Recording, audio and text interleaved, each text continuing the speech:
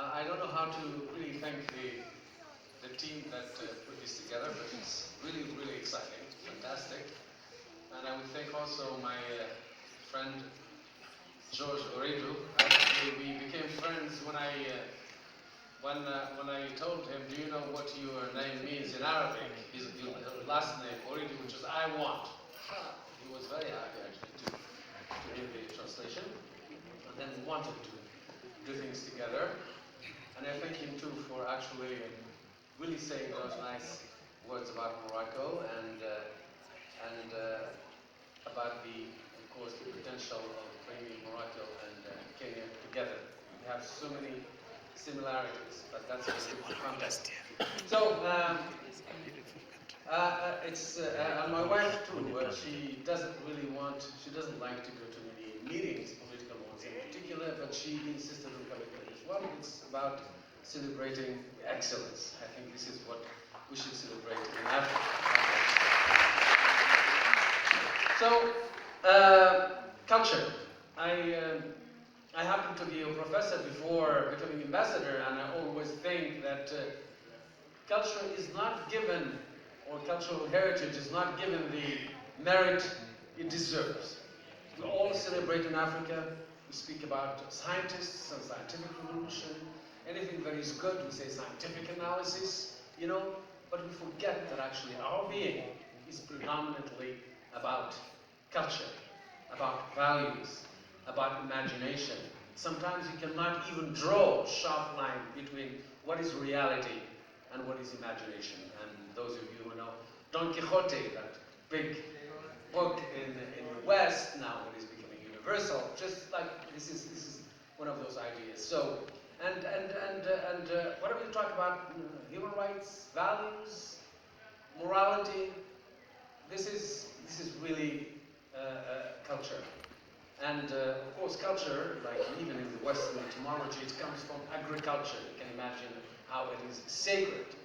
And moving to Africa, we sometimes forget that actually what made our parents or grandparents fight for independence is nothing other than our cultural identity. Otherwise, we would say we're all the same. Otherwise, there is no difference between the colonizer and the colonized. And public performance played a major role in this. George, you mentioned Jam in Marrakesh, but almost in Morocco, every city has some sort of public square in the center. And those centers now, they are centers of performance. But before, they were actually where the sense of identity, cultural identity, and community was born. We derive our identity from there. Of course, if you go to colonial times, we were thought as Africans that actually you don't have anything artistic. Why? Because you perform in the street. In opposition or in contrast to what it was held, whether in Anglophone Africa or Francophone Africa, as Shakespearean, like this kind of sophistication culture on. And then later on, our writers like Achibi, Gugu Atyongo, Sioinka, they did something called rewriting, like rewriting the Tempest of Shakespeare, Othello, and Racine also was rewritten by North African playwrights. And then we understood the importance of theater, the importance of public performance. That gave us our identity. So, of course, as we said before, we derive our values from culture. We speak in Africa about economic crisis, but sometimes we can also talk about a crisis of values. Sometimes we lose reference. What are our references? Where do we draw lessons from? Our youth are sometimes torn between East and West, South and North, and so on. And I think that more importance should be given to culture. And, in Morocco, tourism is not just about landscape. We really invested in it, The best way to modernize, actually, culture is to give it some sort of value. And 12 million and a half tourists come to Morocco, not just because of the landscape or mountains or the desert, but they come also to see culture. So I think also this is a message for diplomats.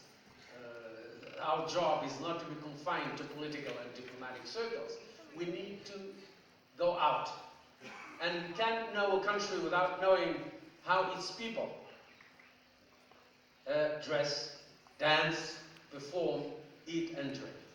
Thank you very much. Asante Sana.